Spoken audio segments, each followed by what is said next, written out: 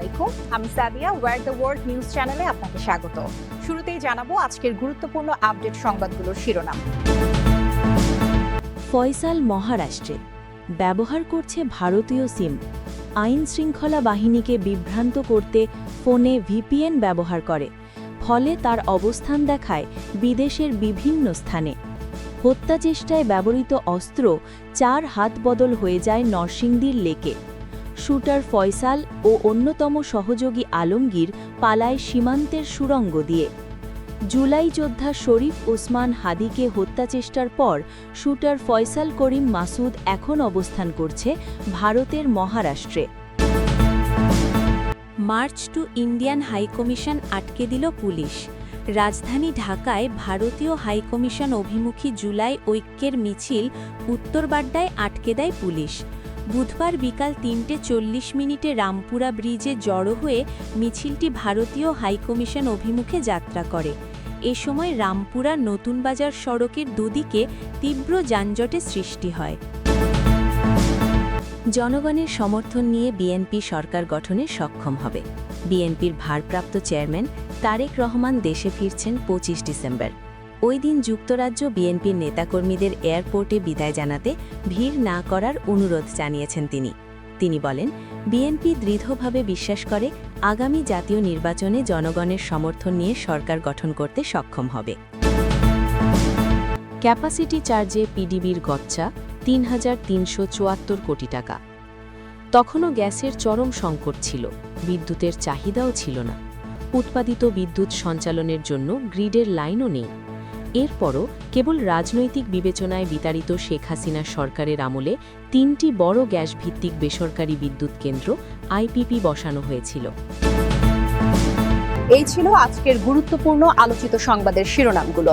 এখন বিস্তারিত সংবাদে আসছি, তবে তার আগে অনুরোধ রইল ভিডিওতে একটি লাইক দিয়ে চ্যানেলটি সাবস্ক্রাইব করুন এবং কমেন্টে জানিয়ে দিন আপনি কোন জায়গা বা কোন দেশ থেকে আমাদের এই সংবাদটি দেখছেন।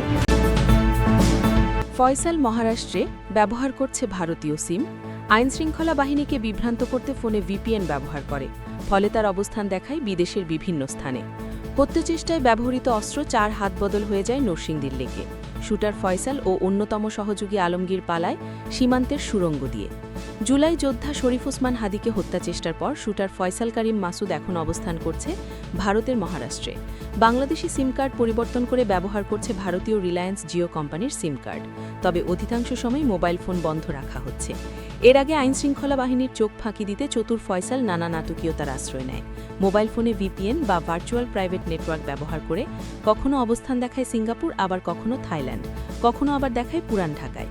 এদিকে ফয়সাল তার ফোন সেটটি পরিবর্তন না করায় ফোনের আইএমইআই নম্বর ধরে গোয়েন্দারা প্রযুক্তির সাহায্যে শুটার ফয়সালের বর্তমান অবস্থান নিশ্চিত করতে সক্ষম হয়েছে। বর্তমানে সে ভারতের মহারাষ্ট্রে অবস্থান করছে। সঙ্গে আছে অন্যতম সহযোগী মোটরসাইকেল চালক আলমগীর শেখ। এদিকে ওসমান হাদি হত্যাচেষ্টার নেপথ্যে কারা অর্থ বিনিয়োগ করেছে তার অনুসন্ধান করা হচ্ছে। ইতোমধ্যে ফয়সালের ব্যাংক অ্যাকাউন্টের লেনদেনের সূত্র ধরে অর্থদাতাদের খোঁজা হচ্ছে। হত্যাচেষ্টায় ব্যবহৃত অস্ত্রও উদ্ধার হয়েছে, সেটি 4 হাত বদল হয়ে যায় নরসিংদীর লেকে। মঙ্গলবার সেখান থেকে মোট 3টি অস্ত্র উদ্ধার করেছে র্যাব। তদন্ত সংশ্লিষ্ট সূত্রে এসব তথ্য জানা গেছে ওসমান হত্যাচেষ্টায় এখন পর্যন্ত মোট 10 জন গ্রেপ্তার হয়েছে। তাদের মধ্যে ফয়সালের বাবা হুমায়ুন কবির ও মা মোসাম্মদ হাসি বেগম বুধবার আদালতে 164 ধারায় জবানবন্দি দিয়েছেন। তাদের জবানবন্দিতে ঘটনার বিষয়ে পরিষ্কার একটি ধারণা পেয়েছে তদন্ত সংশ্লিষ্টরা। জানতে চাইলে হাদি হত্যা চেষ্টা মামলার তদারকি কর্মকর্তা, ঢাকা মহানগর গোয়েন্দা ডিবি পুলিশের মতিঝিল বিভাগের অতিরিক্ত উপকমিশনার মোহাম্মদ মাহবুবুল আলম যুগান্তরকে বলেন, আমাদের কাছে এই মুহূর্তে 4 জন রিমান্ডে আছে। এছাড়া ফয়সালের মা বাবা বুধবার 164 ধারায় জবানবন্দি দেওয়ায় তাদের কারাগারে পাঠানো হয়েছে। এর আগে মঙ্গলবার 2 সাক্ষীর জবানবন্দি রেকর্ড করা হয়েছে। তিনি আরও জানান, নুরুজ্জামান নামে আরেকজনকে বুধবার গ্রেপ্তার দেখিয়ে 3 দিনের রিমান্ডে নেওয়া হয়েছে। এছাড়া সীমান্ত থেকে আনা 2 জনকে বৃহস্পতিবার আদালতে পাঠানো হবে বলে তিনি জানান। হাদি হত্যাচেষ্টায় এখন পর্যন্ত গ্রেপ্তারকৃতরা হল ফয়সালের স্ত্রী সাহেদা পারভিন সামিয়া, শালক ওয়াহিদ আহমেদ শিপু, ঘনিষ্ঠ বান্ধবী মারিয়া আক্তার লিমা, হামলায় ব্যবহৃত মোটরসাইকেলের কথিত মালিক আব্দুল হান্নান, সীমান্ত এলাকায় মানব পাচারে জড়িত সন্দেহে সঞ্জয় চিসিম ও শিবিরন দিও এবং ফয়সালের ঘনিষ্ঠ সহযোগী ও মোটরসাইকেলের মূল মালিক মোহাম্মদ কবির, ফয়সালের বাবা হুমায়ুন কবির ও মা মোসাম্মদ হাসি বেগম এবং গাড়ি ভাড়া করে দেওয়া রেন্টেকারের মালিক নুরুজ্জামান। ব্যাংকে কত টাকা আছে? তদন্ত সংশ্লিষ্ট সূত্র বলছেন, তদন্তের একটি বড় অনুষঙ্গ এখন ফয়সালের ব্যাংক হিসাব। তার ব্যাংক হিসাবে কত টাকা আছে এবং কত টাকা উত্তোলন করা হয়েছে, দেশ ও বিদেশ থেকে কারা কত টাকা দিয়েছে, এসব প্রশ্নের বিস্তারিত উত্তর জানা যেতে পারে আজ। পুলিশের অপরাধ তদন্ত বিভাগের সিআইডির ফাইন্যান্সিয়াল ক্রাইম ইউনিট ইতোমধ্যে ফয়সালের ব্যাংক অ্যাকাউন্টের বিস্তারিত তথ্য জানতে চেয়ে বিএফআইইউতে চিঠি দিয়েছে। এ বিষয়ে কাজ করছে Bangladesh financial intelligence unit BFIU. ইতোমধ্যে ফয়সালের সবকটি ব্যাংক অ্যাকাউন্ট ফ্রিজ করা হয়েছে। এ বিষয়ে জানতে চাইলে সিআইডির ফাইন্যান্সিয়াল ক্রাইম ইউনিটের বিশেষ পুলিশ সুপরিষদ এস মোহাম্মদ বাসির উদ্দিন যুগান্তরকে বলেন, আমাদের কাছে এই মুহূর্তে 4 জন রিমান্ডে আছে। এছাড়া ফয়সালের মা বাবা বুধবার 164 ধারায় জবানবন্দি দেওয়ায় তাদের কারাগারে পাঠানো হয়েছে। এর আগে মঙ্গলবার 2 সাক্ষীর জবানবন্দি রেকর্ড করা হয়েছে। তিনি আরও জানান, নুরুজ্জামান নামে আরেকজনকে বুধবার গ্রেপ্তার দেখিয়ে 3 দিনের রিমান্ডে নেওয়া হয়েছে। এছাড়া সীমান্ত থেকে আনা দুজনকে বৃহস্পতিবার আদালতে পাঠানো হবে বলে তিনি জানান। হাদি হত্যা চেষ্টায় এখন পর্যন্ত গ্রেপ্তারকৃতরা হল ফয়সালের স্ত্রী সাহেদা পারভিন সামিয়া, শালক ওয়াহিদ আহমেদ শিপু, ঘনিষ্ঠ বান্ধবী মারিয়া আক্তার লিমা, হামলায় ব্যবহৃত মোটরসাইকেলের কথিত মালিক আব্দুল হান্নান, সীমান্ত এলাকায় মানব পাচারে জড়িত সন্দেহে সঞ্জয় চিশিম ও শিবিরন দিও এবং ফয়সালের ঘনিষ্ঠ সহযোগী ও মোটরসাইকেলের মূল মালিক মোহাম্মদ কবির, ফয়সালের বাবা হুমায়ুন কবির ও মা মোসাম্মদ হাসি বেগম এবং গাড়ি ভাড়া করে দেওয়া রেন্টেকারের মালিক নুরুজ্জামান। ব্যাংকে কত টাকা আছে? তদন্ত সংশ্লিষ্ট সূত্র বলছেন, তদন্তের একটি বড় অনুষঙ্গ এখন ফয়সালের ব্যাংক হিসাব। তার ব্যাংক হিসাবে কত টাকা আছে এবং কত টাকা উত্তোলন করা হয়েছে, দেশ ও বিদেশ থেকে কারা কত টাকা দিয়েছে, এসব প্রশ্নের বিস্তারিত উত্তর জানা যেতে পারে আজ। পুলিশের অপরাধ তদন্ত বিভাগের সিআইডির ফাইন্যান্সিয়াল ক্রাইম ইউনিট ইতোমধ্যে ফয়সালের ব্যাংক অ্যাকাউন্টের বিস্তারিত তথ্য জানতে চেয়ে বিএফআইইউতে চিঠি দিয়েছে। এ বিষয়ে কাজ করছে Bangladesh financial intelligence unit BFIU. ইতোমধ্যে ফয়সালের সবকটি ব্যাংক অ্যাকাউন্ট ফ্রিজ করা হয়েছে। এ বিষয়ে জানতে চাইলে সিআইডির ফাইন্যান্সিয়াল ক্রাইম ইউনিটের বিশেষ পুলিশ সুপরিষদ এস মোহাম্মদ বাসির উদ্দিন যুগান্তরকে বলেন, আমাদের কাছে এই মুহূর্তে 4 জন রিমান্ডে আছে। এছাড়া ফয়সালের মা বাবা বুধবার 164 ধারায় জবানবন্দি দেওয়ায় তাদের কারাগারে পাঠানো হয়েছে। এর আগে মঙ্গলবার 2 সাক্ষীর জবানবন্দি রেকর্ড করা হয়েছে। তিনি আরও জানান, নুরুজ্জামান নামে আরেকজনকে বুধবার গ্রেপ্তার দেখিয়ে 3 দিনের রিমান্ডে নেওয়া হয়েছে। এছাড়া সীমান্ত থেকে আনা দুজনকে বৃহস্পতিবার আদালতে পাঠানো হবে বলে তিনি জানান। হাদি হত্যা চেষ্টায় এখন পর্যন্ত গ্রেপ্তারকৃতরা হল ফয়সালের স্ত্রী সাহেদা পারভিন সামিয়া, শালক ওয়াহিদ আহমেদ শিপু, ঘনিষ্ঠ বান্ধবী মারিয়া আক্তার লিমা, হামলায় ব্যবহৃত মোটরসাইকেলের কথিত মালিক আব্দুল হান্নান, সীমান্ত এলাকায় মানব পাচারে জড়িত সন্দেহে সঞ্জয় চিশিম ও শিবিরন দিও এবং ফয়সালের ঘনিষ্ঠ সহযোগী ও মোটরসাইকেলের মূল মালিক মোহাম্মদ কবির, ফয়সালের বাবা হুমায়ুন কবির ও মা মোসাম্মদ হাসি বেগম এবং গাড়ি ভাড়া করে দেওয়া রেন্টেকারের মালিক নুরুজ্জামান। ব্যাংকে কত টাকা আছে? তদন্ত সংশ্লিষ্ট সূত্র বলছেন, তদন্তের একটি বড় অনুষঙ্গ এখন ফয়সালের ব্যাংক হিসাব। তার ব্যাংক হিসাবে কত টাকা আছে এবং কত টাকা উত্তোলন করা হয়েছে, দেশ ও বিদেশ থেকে কারা কত টাকা দিয়েছে, এসব প্রশ্নের বিস্তারিত উত্তর জানা যেতে পারে আজ। পুলিশের অপরাধ তদন্ত বিভাগের সিআইডির ফাইন্যান্সিয়াল ক্রাইম ইউনিট ইতোমধ্যে ফয়সালের ব্যাংক অ্যাকাউন্টের বিস্তারিত তথ্য জানতে চেয়ে বিএফআইইউতে চিঠি দিয়েছে। এ বিষয়ে কাজ করছে Bangladesh financial intelligence unit BFIU. ইতোমধ্যে ফয়সালের সবকটি ব্যাংক অ্যাকাউন্ট ফ্রিজ করা হয়েছে। এ বিষয়ে জানতে চাইলে সিআইডির ফাইন্যান্সিয়াল ক্রাইম ইউনিটের বিশেষ পুলিশ সুপরিষদ এস মোহাম্মদ বাসির উদ্দিন যুগান্তরকে বলেন, আমাদের কাছে এই মুহূর্তে 4 জন রিমান্ডে আছে। এছাড়া ফয়সালের মা বাবা বুধবার 164 ধারায় জবানবন্দি দেওয়ায় তাদের কারাগারে পাঠানো হয়েছে। এর আগে মঙ্গলবার 2 সাক্ষীর জবানবন্দি রেকর্ড করা হয়েছে। তিনি আরও জানান, নুরুজ্জামান নামে আরেকজনকে বুধবার গ্রেপ্তার দেখিয়ে 3 দিনের রিমান্ডে নেওয়া হয়েছে। এছাড়া সীমান্ত থেকে আনা দুজনকে বৃহস্পতিবার আদালতে পাঠানো হবে বলে তিনি জানান। হাদি হত্যা চেষ্টায় এখন পর্যন্ত গ্রেপ্তারকৃতরা হল ফয়সালের স্ত্রী সাহেদা পারভিন সামিয়া, শালক ওয়াহিদ আহমেদ শিপু, ঘনিষ্ঠ বান্ধবী মারিয়া আক্তার লিমা, হামলায় ব্যবহৃত মোটরসাইকেলের কথিত মালিক আব্দুল হান্নান, সীমান্ত এলাকায় মানব পাচারে জড়িত সন্দেহে সঞ্জয় চিশিম ও শিবিরন দিও এবং ফয়সালের ঘনিষ্ঠ সহযোগী ও মোটরসাইকেলের মূল মালিক মোহাম্মদ কবির, ফয়সালের বাবা হুমায়ুন কবির ও মা মোসাম্মদ হাসি বেগম এবং গাড়ি ভাড়া করে দেওয়া রেন্টেকারের মালিক নুরুজ্জামান। ব্যাংকে কত টাকা আছে? তদন্ত সংশ্লিষ্ট সূত্র বলছেন, তদন্তের একটি বড় অনুষঙ্গ এখন ফয়সালের ব্যাংক হিসাব। তার ব্যাংক হিসাবে কত টাকা আছে এবং কত টাকা উত্তোলন করা হয়েছে, দেশ ও বিদেশ থেকে কারা কত টাকা দিয়েছে, এসব প্রশ্নের বিস্তারিত উত্তর জানা যেতে পারে আজ। পুলিশের অপরাধ তদন্ত বিভাগের সিআইডির ফাইন্যান্সিয়াল ক্রাইম ইউনিট ইতোমধ্যে ফয়সালের ব্যাংক অ্যাকাউন্টের বিস্তারিত তথ্য জানতে চেয়ে বিএফআইইউতে চিঠি দিয়েছে। এ বিষয়ে কাজ করছে Bangladesh financial intelligence unit BFIU. ইতোমধ্যে ফয়সালের সবকটি ব্যাংক অ্যাকাউন্ট ফ্রিজ করা হয়েছে। এ বিষয়ে জানতে চাইলে সিআইডির ফাইন্যান্সিয়াল ক্রাইম ইউনিটের বিশেষ পুলিশ সুপরিষদ এস মোহাম্মদ বাসির উদ্দিন যুগান্তরকে বলেন, আমাদের কাছে এই মুহূর্তে 4 জন রিমান্ডে আছে। এছাড়া ফয়সালের মা বাবা বুধবার 164 ধারায় জবানবন্দি দেওয়ায় তাদের কারাগারে পাঠানো হয়েছে। এর আগে মঙ্গলবার 2 সাক্ষীর জবানবন্দি রেকর্ড করা হয়েছে। তিনি আরও জানান, নুরুজ্জামান নামে আরেকজনকে বুধবার গ্রেপ্তার দেখিয়ে 3 দিনের রিমান্ডে নেওয়া হয়েছে। এছাড়া সীমান্ত থেকে আনা দুজনকে বৃহস্পতিবার আদালতে পাঠানো হবে বলে তিনি জানান। হাদি হত্যা চেষ্টায় এখন পর্যন্ত গ্রেপ্তারকৃতরা হল ফয়সালের স্ত্রী সাহেদা পারভিন সামিয়া, শালক ওয়াহিদ আহমেদ শিপু, ঘনিষ্ঠ বান্ধবী মারিয়া আক্তার লিমা, হামলায় ব্যবহৃত মোটরসাইকেলের কথিত মালিক আব্দুল হান্নান, সীমান্ত এলাকায় মানব পাচারে জড়িত সন্দেহে সঞ্জয় চিশিম ও শিবিরন দিও এবং ফয়সালের ঘনিষ্ঠ সহযোগী ও মোটরসাইকেলের মূল মালিক মোহাম্মদ কবির, ফয়সালের বাবা হুমায়ুন কবির ও মা মোসাম্মদ হাসি বেগম এবং গাড়ি ভাড়া করে দেওয়া রেন্টেকারের মালিক নুরুজ্জামান। ব্যাংকে কত টাকা আছে? তদন্ত সংশ্লিষ্ট সূত্র বলছেন, তদন্তের একটি বড় অনুষঙ্গ এখন ফয়সালের ব্যাংক হিসাব। তার ব্যাংক হিসাবে কত টাকা আছে এবং কত টাকা উত্তোলন করা হয়েছে, দেশ ও বিদেশ থেকে কারা কত টাকা দিয়েছে, এসব প্রশ্নের বিস্তারিত উত্তর জানা যেতে পারে আজ। পুলিশের অপরাধ তদন্ত বিভাগের সিআইডির ফাইন্যান্সিয়াল ক্রাইম ইউনিট ইতোমধ্যে ফয়সালের ব্যাংক অ্যাকাউন্টের বিস্তারিত তথ্য জানতে চেয়ে বিএফআইইউতে চিঠি দিয়েছে। এ বিষয়ে কাজ করছে Bangladesh financial intelligence unit BFIU. ইতোমধ্যে ফয়সালের সবকটি ব্যাংক অ্যাকাউন্ট ফ্রিজ করা হয়েছে। এ বিষয়ে জানতে চাইলে সিআইডির ফাইন্যান্সিয়াল ক্রাইম ইউনিটের বিশেষ পুলিশ পরিষদ এস মোহাম্মদ বাসির উদ্দিন যুগান্তরকে বলেন, আমাদের কাছে এই মুহূর্তে 4 জন রিমান্ডে আছে। এছাড়া ফয়সালের মা বাবা বুধবার 164 ধারায় জবানবন্দি দেওয়ায় তাদের কারাগারে পাঠানো হয়েছে। এর আগে মঙ্গলবার 2 সাক্ষীর জবানবন্দি রেকর্ড করা হয়েছে।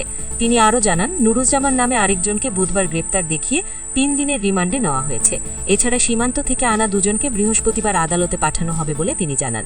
হাদি হত্যা চেষ্টায় এখন পর্যন্ত গ্রেপ্তারকৃতরা হল ফয়সালের স্ত্রী সাহেদা পারভিন সামিয়া, শালক ওয়াহিদ আহমেদ শিপু, ঘনিষ্ঠ বান্ধবী মারিয়া আক্তার লিমা, হামলায় ব্যবহৃত মোটরসাইকেলের কথিত মালিক আব্দুল হান্নান, সীমান্ত এলাকায় মানব পাচারে জড়িত সন্দেহে সঞ্জয় চিশিম ও শিবিরন দিও এবং ফয়সালের ঘনিষ্ঠ সহযোগী ও মোটরসাইকেলের মূল মালিক মোহাম্মদ কবির, ফয়সালের বাবা হুমায়ুন কবির ও মা মোসাম্মদ হাসি বেগম এবং গাড়ি ভাড়া করে দেওয়া রেন্টেকারের মালিক নুরুজ্জামান। ব্যাংকে কত টাকা আছে? তদন্ত সংশ্লিষ্ট সূত্র বলছেন, তদন্তের একটি বড় অনুষঙ্গ এখন ফয়সালের ব্যাংক হিসাব। তার ব্যাংক হিসাবে কত টাকা আছে এবং কত টাকা উত্তোলন করা হয়েছে, দেশ ও বিদেশ থেকে কারা কত টাকা দিয়েছে, এসব প্রশ্নের বিস্তারিত উত্তর জানা যেতে পারে আজ। পুলিশের অপরাধ তদন্ত বিভাগের সিআইডির ফাইন্যান্সিয়াল ক্রাইম ইউনিট ইতোমধ্যে ফয়সালের ব্যাংক অ্যাকাউন্টের বিস্তারিত তথ্য জানতে চেয়ে বিএফআইইউতে চিঠি দিয়েছে। এ বিষয়ে কাজ করছে Bangladesh financial intelligence unit BFIU. ইতোমধ্যে ফয়সালের সবকটি ব্যাংক অ্যাকাউন্ট ফ্রিজ করা হয়েছে। এ বিষয়ে জানতে চাইলে সিআইডির ফাইন্যান্সিয়াল ক্রাইম ইউনিটের বিশেষ পুলিশ পরিষদ এস মোহাম্মদ বাসির উদ্দিন যুগান্তরকে বলেন, আমাদের কাছে এই মুহূর্তে 4 জন রিমান্ডে আছে। এছাড়া ফয়সালের মা বাবা বুধবার 164 ধারায় জবানবন্দি দেওয়ায় তাদের কারাগারে পাঠানো হয়েছে। এর আগে মঙ্গলবার 2 সাক্ষীর জবানবন্দি রেকর্ড করা হয়েছে। তিনি আরও জানান, নুরুজ্জামান নামে আরেকজনকে বুধবার গ্রেপ্তার দেখিয়ে 3 দিনের রিমান্ডে নেওয়া হয়েছে। এছাড়া সীমান্ত থেকে আনা দুজনকে বৃহস্পতিবার আদালতে পাঠানো হবে বলে তিনি জানান। হাদি হত্যা চেষ্টায় এখন পর্যন্ত গ্রেপ্তারকৃতরা হল ফয়সালের স্ত্রী সাহেদা পারভিন সামিয়া, শালক ওয়াহিদ আহমেদ শিপু, ঘনিষ্ঠ বান্ধবী মারিয়া আক্তার লিমা, হামলায় ব্যবহৃত মোটরসাইকেলের কথিত মালিক আব্দুল হান্নান, সীমান্ত। মার্চ টু ইন্ডিয়ান হাইকমিশন আটকে দিল পুলিশ। রাজধানী ঢাকায় ভারতীয় হাইকমিশন অভিমুখী জুলাই ঐক্যের মিছিল উত্তর বাড্ডায় আটকে দেয় পুলিশ। বুধবার বিকাল 3:40 রামপুরা ব্রিজে জড়ো হয়ে মিছিলটি ভারতীয় হাইকমিশন অভিমুখে যাত্রা করে। এ সময় রামপুরা নতুন বাজার সড়কের দুদিকে তীব্র যানজটের সৃষ্টি হয়। মিছিলে জুলাই ঐক্যের নেতাকর্মীরা স্লোগান দেন, দিল্লি না ঢাকা, ঢাকা ঢাকা, ভারতীয় আধিপত্য মানি না, মানব না। এ সময় বাড্ডার লিংক রোড ও মধ্য বাড্ডার সড়ক পুরোপুরি বন্ধ করে দেয় পুলিশ। ব্যারিকেড ভেঙে মিছিল সামনের দিকে এগিয়ে যেতে চাইলে পুলিশ প্রতিরোধ গড়ে তোলে। বিকাল 4:30টার দিকে উত্তর বাড্ডার হোসেন মার্কেটের সামনে এলে মিছিলটি পুলিশের ব্যারিকেডে আটকে পড়ে। শেখ হাসিনা সহ জুলাই গণহত্যাকারীদের ফিরিয়ে দেওয়ার দাবি এবং ভারতীয় প্রক্সি রাজনৈতিক দল, সংবাদ মাধ্যম ও সরকারি কর্মকর্তাদের অব্যাহত ষড়যন্ত্রের প্রতিবাদে মার্চ টু ইন্ডিয়ান হাইকমিশন কর্মসূচি দেয় জুলাই অভ্যুত্থানের একাধিক সংগঠনের মোর্চা জুলাই ঐক্য। ঢাকা মহানগর পুলিশের বাড্ডা জোনের সহকারী কমিশনার মোহাম্মদ আসাদুজ্জামান জানান, আন্দোলনকারীদের হোসেন মার্কেটের সামনে আটকে দেওয়া হয়। সেখানে তারা বক্তব্য দেন। বক্তব্য শেষ করে তারা বিকাল 5টার কিছু আগে চলে যান। কোনো সহিংসতার ঘটনা ঘটেনি। এদিকে এই কর্মসূচির কারণে ঢাকার যমুনা ফিউচার পার্কে ভারতীয় ভিসা আবেদন কেন্দ্র আইভ্যাক দুপুর থেকে কয়েক ঘণ্টার জন্য বন্ধ ঘোষণা করা হয়। আইভ্যাকের ওয়েবসাইটে এক বিজ্ঞপ্তিতে নিরাপত্তার কারণে দিনের কার্যক্রম বন্ধের কথা বলা হয়। সেখানে আরও জানানো হয়, বুধবার ভিসা আবেদন জমার স্লট যাদের ছিল তাদের পরবর্তী অন্য দিনে স্লট দেওয়া হবে। জনগণের সমর্থন নিয়ে বিএনপি সরকার গঠনে সক্ষম হবে। বিএনপির ভারপ্রাপ্ত চেয়ারম্যান তারেক রহমান দেশে ফিরছেন ২৫শে ডিসেম্বর। ওই দিন যুক্তরাজ্য বিএনপির নেতাকর্মীদের এয়ারপোর্টে বিদায় জানাতে ভিড় না করার অনুরোধ জানিয়েছেন তিনি। তিনি বলেন, বিএনপি দৃঢ়ভাবে বিশ্বাস করে আগামী জাতীয় নির্বাচনে জনগণের সমর্থন নিয়ে সরকার গঠন করতে সক্ষম হবে। মহান বিজয় দিবস উপলক্ষে মঙ্গলবার যুক্তরাজ্য বিএনপি আয়োজিত এক আলোচনা সভায় প্রধান অতিথির বক্তৃতায় তিনি একথা বলেন। যুক্তরাজ্যের লন্ডনের দ্য সিটি প্যাভিলিয়ন হলে এই সভা হয়। দেশে ফেরার আগে জনগণের সমর্থন নিয়ে বিএনপি সরকার গঠনে সক্ষম হবে। বিএনপির ভারপ্রাপ্ত চেয়ারম্যান তারেক রহমান দেশে ফিরছেন ২৫শে ডিসেম্বর। ওই দিন যুক্তরাজ্য বিএনপির নেতাকর্মীদের এয়ারপোর্টে বিদায় জানাতে ভিড় না করার অনুরোধ জানিয়েছেন তিনি।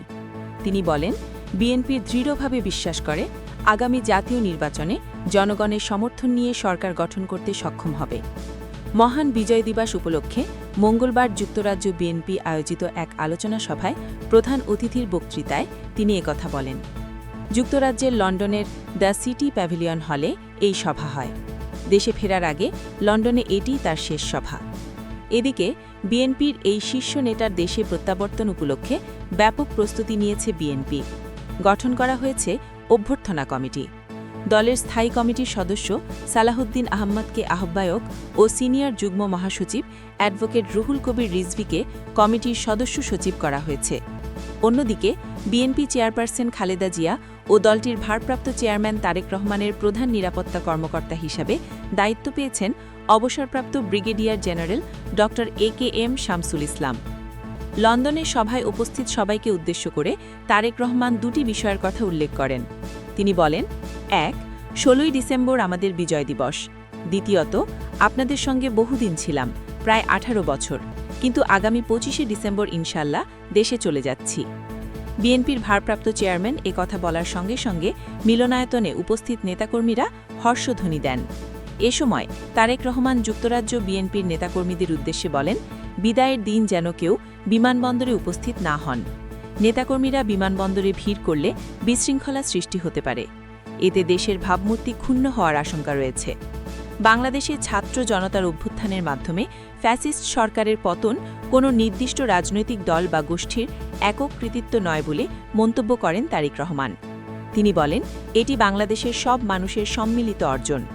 তিনি বলেন, দেশের ছাত্র, শিক্ষক, ব্যবসায়ী, কৃষক, শ্রমিক, পেশাজীবী, নারী, শিশু, গৃহিণী সহ সর্বস্তরের মানুষ ফ্যাসিবাদের বিরুদ্ধে রাজপথে নেমে আসায় স্বৈরাচার সরকার ক্ষমতা ধরে রাখতে পারেনি, দেশ ছেড়ে পালাতে বাধ্য হয়েছে। তারেক রহমান বলেন, ২০২৪ সালের গণ আন্দোলনের অর্জন কোনো একটি দলের নয়, এটি বাংলাদেশের জনগণের দীর্ঘদিনের লড়াইয়ের ফল। মানুষ ভয়ভীতি উপেক্ষা করে রাজপথে নেমে এসেছিল বলেই ফ্যাসিবাদের পতন সম্ভব হয়েছে। আন্দোলনের সফলতা একটি অধ্যায়, কিন্তু সেই বিজয় ধরে রাখা আরও কঠিন। বিএনপির ভারপ্রাপ্ত চেয়ারম্যান বলেন, বাংলাদেশের বিরুদ্ধে ষড়যন্ত্র এখনও অব্যাহত রয়েছে। ১ বছর আগে তিনি যা বলেছিলেন, আজ বাস্তবতা সেটিরই প্রতিফলন। ১৯৭১ সালে যারা ষড়যন্ত্র করেছিল, ১৯৭৫ সালের নভেম্বর, ১৯৮১ সাল, ১৯৯৬ সাল এবং পরবর্তী বিভিন্ন সময়ে যারা ষড়যন্ত্রে লিপ্ত ছিল, তারাই আজও সক্রিয়। সুতরাং বাংলাদেশ জাতীয়তাবাদী দলের সব পর্যায়ের নেতাকর্মীদের দায়িত্ব হল দেশের সব মানুষকে সঙ্গে নিয়ে এসব ষড়যন্ত্রের বিরুদ্ধে সচেতন থাকা, ঐক্যবদ্ধ থাকা।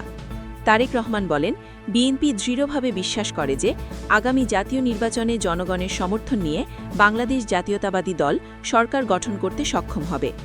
বিএনপির ভারপ্রাপ্ত চেয়ারম্যান বলেন, তারা বিজয়ী হলে দেশের মানুষের প্রতি কৃতজ্ঞ থাকবেন। জনগণের কাছে তাদের জবাবদিহি ও দায়বদ্ধতা থাকবে। তারেক রহমান বলেন, বর্তমান সময়ে দেশের শিক্ষা, স্বাস্থ্য, অর্থনীতি, ব্যাংকিং ব্যবস্থা ও শিল্প খাত যে গভীর সংকটের মধ্য দিয়ে যাচ্ছে, তাতে ভবিষ্যতে বিএনপির সামনে চ্যালেঞ্জ হবে অত্যন্ত বড়। তবে জনগণের সমর্থন ও জাতীয় ঐক্যের মাধ্যমেই সেই চ্যালেঞ্জ মোকাবেলা করা সম্ভব বলে তিনি আশাবাদী। বিএনপির ভারপ্রাপ্ত চেয়ারম্যান বলেন, তিনি কোনো স্বপ্নের মধ্যে নেই, একটি পরিকল্পনার মধ্যে আছেন। দেশের চলমান রাজনৈতিক পরিস্থিতি, অর্থনৈতিক সংকট ও সামাজিক বিভাজনের প্রসঙ্গ টেনে তারেক রহমান বলেন, রাজনৈতিক দল হিসেবে বিএনপির সবচেয়ে বড় দায়িত্ব হল জনগণের মধ্যে সচেতনতা সৃষ্টি করা, রাষ্ট্র পরিচালনায় একটি সুস্পষ্ট ও বাস্তবভিত্তিক পরিকল্পনা জনগণের সামনে উপস্থাপন করা। বিএনপির ভবিষ্যৎ পরিকল্পনা তুলে ধরে তারেক রহমান বলেন, বিএনপি শিক্ষা, স্বাস্থ্য, অর্থনীতি ও কর্মসংস্থান খাতে বড় ধরনের সংস্কার আনতে চায়। শিক্ষা খাতে আধুনিক ও অন্তর্ভুক্তিমূলক শিক্ষা ব্যবস্থা গড়ে তোলার উপর গুরুত্ব দেন তিনি। স্বাস্থ্য খাতে প্রতিরোধমূলক চিকিৎসা, জনস্বাস্থ্যভিত্তিক মডেল ও জনগণের জন্য সহজলভ্য চিকিৎসা নিশ্চিত করার অঙ্গীকার করেন। অর্থনৈতিক পরিকল্পনা সম্পর্কে বিএনপির ভারপ্রাপ্ত চেয়ারম্যান বলেন, ক্ষুদ্র ও মাঝারি উদ্যোক্তাদের সহায়তা করা, যুবকদের জন্য কর্মসংস্থান সৃষ্টি করা, প্রযুক্তি নির্ভর দক্ষতা উন্নয়ন ও প্রবাসীদের বিনিয়োগে উৎসাহিত করা হবে। এসব উদ্যোগ বাস্তবায়িত হলে 6 মাসের মধ্যেই জনগণের সুফল দেখতে পাবে। প্রবাসী বাংলাদেশিদের ভূমিকার কথা উল্লেখ করেন তারেক রহমান। তিনি বলেন, গণতন্ত্র পুনরুদ্ধারের আন্দোলনে প্রবাসীরা গুরুত্বপূর্ণ ভূমিকা রেখেছেন। ভবিষ্যতেও তাদের এই ভূমিকা অব্যাহত থাকবে। তিনি যুক্তরাজ্যে বসবাসরত বাংলাদেশিদের অব্যাহত সমর্থনের জন্য ধন্যবাদ জানান। সাবেক প্রধানমন্ত্রী খালেদা জিয়ার সুস্থতার জন্য দোয়া কামনা করেন। বিএনপির ভারপ্রাপ্ত চেয়ারম্যানের বক্তব্যের আগে মহান মুক্তিযুদ্ধ ও 24-এর শহীদদের মাগফিরাত কামনায় এবং বিএনপির চেয়ারপারসন খালেদা জিয়ার রোগমুক্তি কামনায় বিশেষ দোয়া করা হয়। যুক্তরাজ্য বিএনপির নবগঠিত আংশিক কমিটির আহ্বায়ক আবুল কালাম আজাদের সভাপতিত্বে ও সদস্য সচিব খসরুজামান খসরুর সঞ্চালনায় অনুষ্ঠানে উপস্থিত ছিলেন সাবেক সভাপতি এম.এ. মালিক, সাবেক সাধারণ সম্পাদক এম.কে. আহম্মদ সহ যুক্তরাজ্য বিএনপির বিভিন্ন পর্যায়ের নেতাকর্মীরা। অভ্যর্থনা জানাতে বিএনপির কমিটি।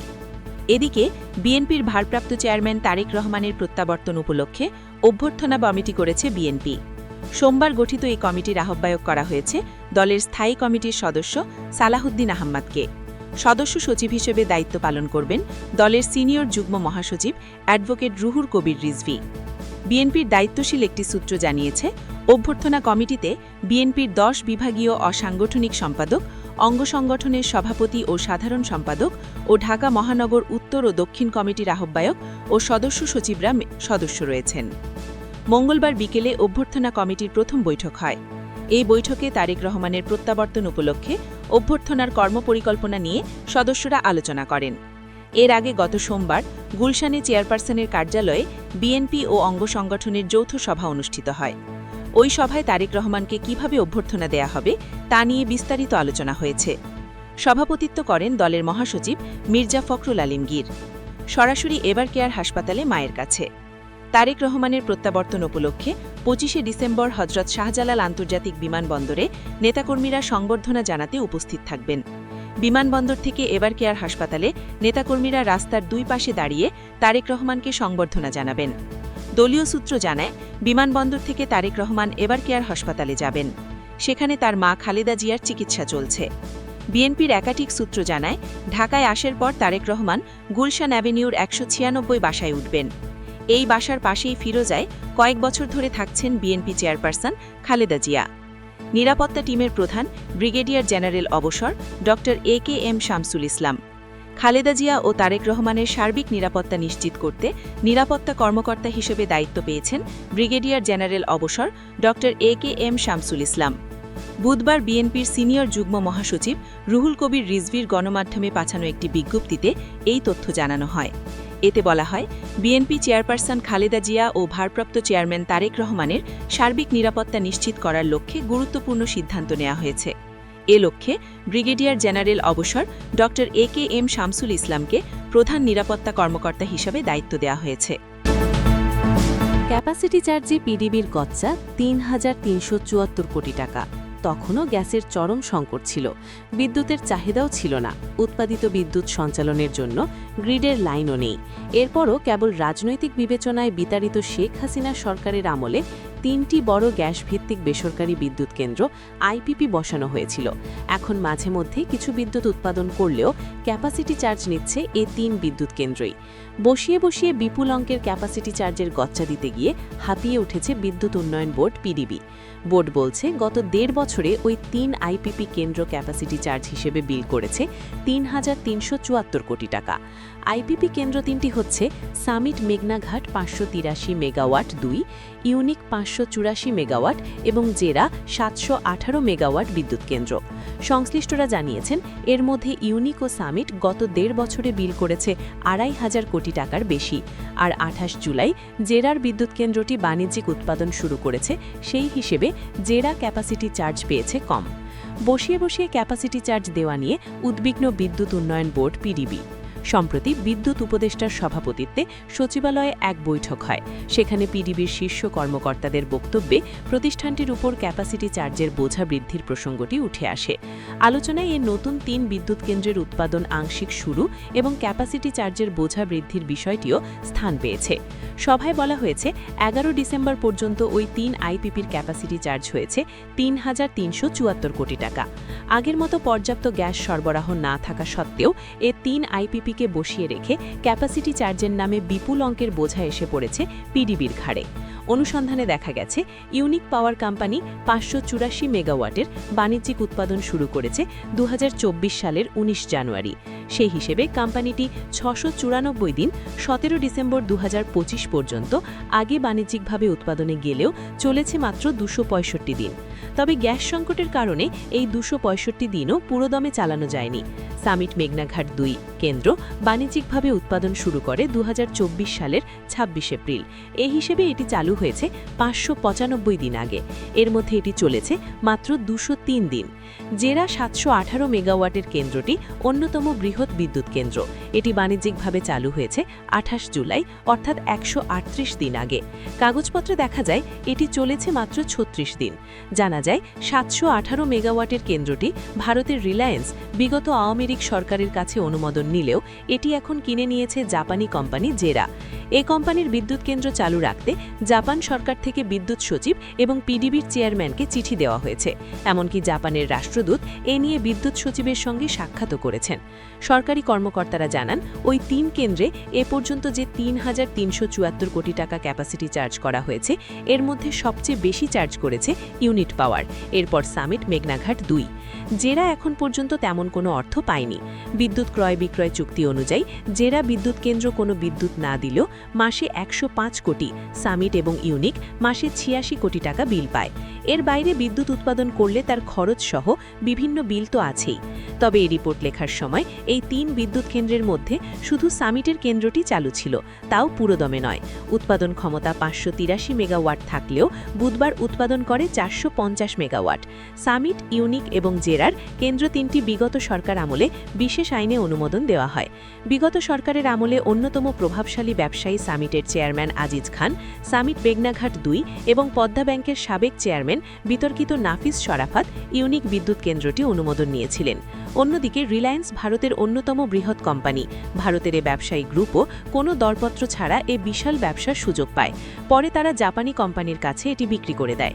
পিডিবির সিনিয়র কর্মকর্তারা জানান ২০১৮ থেকে ২০২০ সালের মধ্যে এ ৩ কেন্দ্রকে অনুমোদন দেওয়া হয়েছে। তখন দেশে বিদ্যুতের কোনো চাহিদা ছিল না। এখন দেশে বিদ্যুৎ উৎপাদন ক্ষমতা ২৮,৫০০ মেগাওয়াট, আর পিক আওয়ারে সরবরাহ দেওয়া হচ্ছে ১১,২০০ মেগাওয়াটের মতো। পিডিবি জানিয়েছে রাজধানীর অদূরে সিদ্ধিগঞ্জ, হরিপুর এবং মেঘনাঘাট এলাকায় সামিট ৩৩৫-২৮৩, ইউনিক ৫৮৪, জেরার ৭১৮, ইজিসিবির ৪১২, ৩৩৫ এবং ২১০ এবং ওরিয়নের ১০০ মেগাওয়াটের বিদ্যুৎ কেন্দ্র আছে। পুরো এলাকা একটি পাওয়ার হাব। এর মধ্যে গ্যাস সংকটে বেশিরভাগ বিদ্যুৎ কেন্দ্র বন্ধ থাকে, কিন্তু সেই তুলনায় যথেষ্ট বিদ্যুৎ সঞ্চালনের লাইনও নেই। ওইসব এলাকায় ৪০০, ২৩০ এবং ১৩২ কেভির লাইন আছে। সম্প্রতি power grid company of Bangladesh PGCB জানিয়েছে তাদের একটি লাইন মেরামত করতে হবে। পেট্রো বাংলা জানিয়েছে বিগত সরকারের আমলে এই ৩ আইপিপি কোম্পানি অনেকটা জোর করেই গ্যাসের নিশ্চয়তা আদায় করেছে।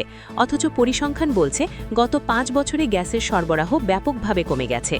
২০২০-২১ সালে গ্যাসের সরবরাহ ছিল দৈনিক ৩০২ কোটি ৫০ লক্ষ ঘনফুট, ২০২১-২২ সালে ২৯৫ কোটি ৭০ লক্ষ ঘনফুট, ২০২২-২৩ সালে ২৭৪ কোটি ৫০ লক্ষ ঘনফুট, ২০২৩-২৪ সালে ২৭০ কোটি ৪০ লক্ষ ঘনফুট এবং ২০২৪-২৫ সালে গড়ে গ্যাসের সরবরাহ দেওয়া হয়েছে ২৬৬ কোটি ৭০ লক্ষ ঘনফুট। কোনো বাছবিচার না করে ওই ৩ আইপিপি অনুমোদন দেওয়ায় এখন চিন্তায় পড়েছে সরকার। পিডিবি জানায় জানায়, আইপিপিগুলো চালাতে গিয়ে সরকারি কোম্পানি ইজিসিবির কেন্দ্রগুলো বন্ধ রাখতে হচ্ছে। তবে 2026 সালের পর মেঘনাঘাটে 435 মেগাওয়াটের আইপিপি চুক্তির মেয়াদ শেষ হওয়ায় বন্ধ হয়ে যেতে পারে। ওই সময় এই 3 আইপিপির আরও একটি চালু হতে পারে। পেট্রোবাংলা বলছে 2028-29 সালের আগে গ্যাসের সরবরাহ বাড়ানোর কোনো সম্ভাবনা নেই। আরও একটি নতুন এলএনজি টার্মিনাল ওই সময় এলে তখন দৈনিক গ্যাস সরবরাহ হবে 364.40 ঘনফুট। পিডিবি বলছে বৃহৎ ওই 3 আইপিপি দ্বৈত জ্বালানি দিয়েও চালে, গ্যাস ছাড়াও ডিজেল দিয়ে চলবে। তবে গ্যাসের পরিবর্তে ডিজেল দিয়ে চললে প্রতি ইউনিট খরচ পড়ে 40 টাকার মতো। এখন গ্যাস দিয়ে বিদ্যুৎ উৎপাদনে খরচ হয় প্রতি ইউনিটে 7 টাকার বেশি।